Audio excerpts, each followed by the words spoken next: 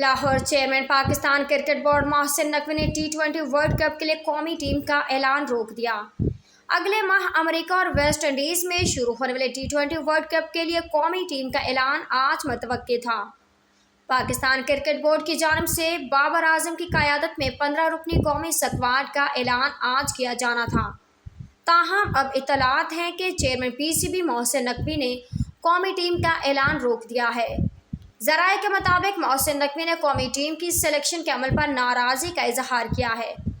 ذرائع کا کہنا ہے کہ چیئرمین PCB محسن نقوی نے کھلاڑیوں کے ناموں پر اعتراض نہیں اٹھایا، بلکہ باقاعدہ میٹنگز نہ ہونے پر چیئرمین ناراضی کا اظہار کیا ہے، اور اس معاملے پر محسن نقوی نے خط کے ذریعے سلیکشن کمیٹی سے جواب طلبی کر لی ہے۔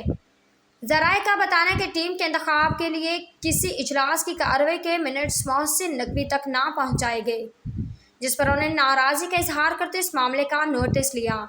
ذرائع کے مطابق جب تک سلیکشن کے عمل کا تمام پروسیس مکمل نہیں کیا جاتا، اس وقت تک T20 ورلڈ کپ کے لیے قومی ٹیم کا اعلان نہیں ہوگا۔